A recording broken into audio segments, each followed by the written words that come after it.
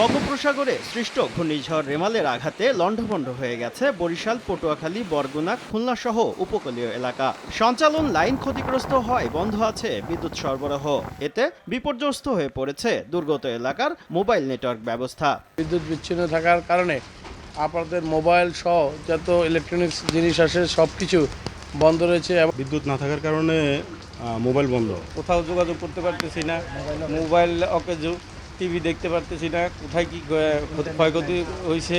প্রতিটি সাইটে 3 থেকে 6 ঘন্টার ব্যাটারি ব্যাকআপ থাকে জরুরি প্রয়োজনে ব্যবহারের জন্য। কিছু সাইটে রাখা হয় জেনারেটরও। তবে রেমালের আঘাতের পর বিটিআরসি বলছে সোমবার সকাল 9টা পর্যন্ত 45 জেলায় অচল হয়ে পড়ে 8,410টি টাওয়ার। বিকেল 3টা নাগাদ যা বেড়ে দাঁড়িয়েছে 12,000-এ। বরিশাল, পটুয়াখালী, নোয়াখালী, চাঁদপুর, বরগুনা ও কক্সবাজার সহ 9 জেলায় গ্রাহক ভোগান্তি সবচেয়ে বেশি। মোবাইল অপারেটররা বলছে পরিস্থিতি উত্তরণে সর্বোচ্চ চেষ্টা চলছে। এদিকে মোবাইল টাওয়ারগুলোতে দ্রুত বিদ্যুৎ সরবরাহ নিশ্চিত করতে বিদ্যুৎ বিভাগকে চিঠি দিয়েছে বিটিআরসি।